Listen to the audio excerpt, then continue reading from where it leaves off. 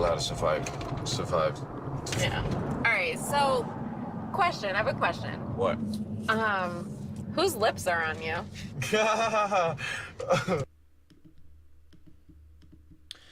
Hey guys, and welcome to Little Black Book 91. We're talking to you guys about 90 Day Fiance, dealing with Happily Ever After, Tanya, and her current interest, Joel. And they're talking about the tattoo and her divorce. And I wanted to tell you, but stop this, please, guys. If you haven't finished your divorce, it's not a good time to now take up dating. And I just say this now because what really is, you haven't finished the work. What I mean by work is you haven't separated fully yet.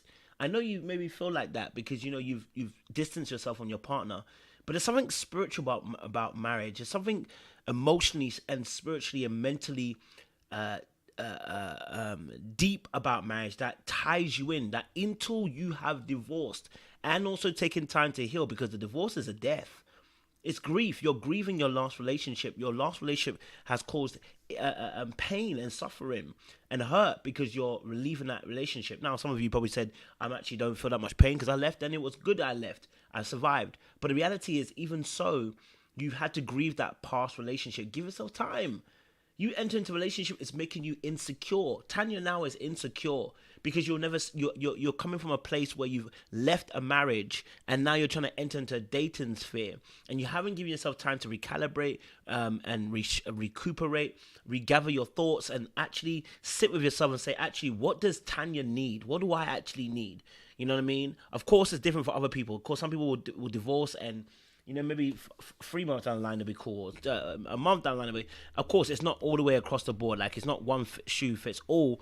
But the reality is, the reality is, that you need to give yourself time to actually review what happened to you and not just jump into things. But if you're new to the channel, do me a massive favor. We're going to talk a little bit more about this as well. Do me a massive favor. Like it, share, subscribe. Click on that bell button for notification of uploads. We appreciate you guys. And for those of you returnees, already know what it is, baby. You got the minerals. You got the minerals. Stay hydrated. Listen, let's get into this. Let's talk a little bit about this as well. So, dealing obviously with, dealing with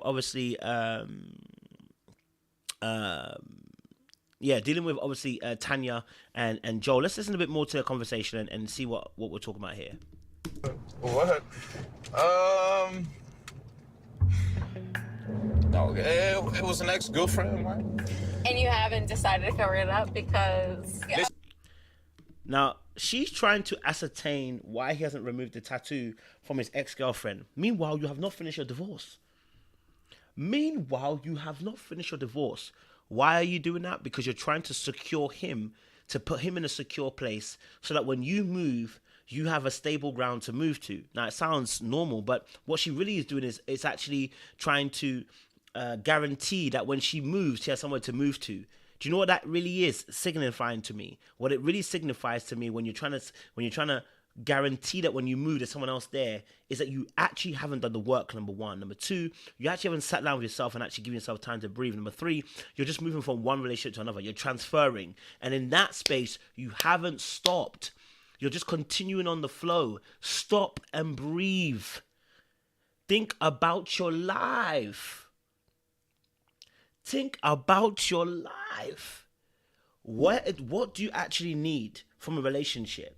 Give yourself time to heal. You're trying to get back onto the field and you really need to sit on the bench and heal from what's happened to you in a past relationship. So what she's trying to do is and we'll talk about this on Dark Arts channel, which is guarantee her spot.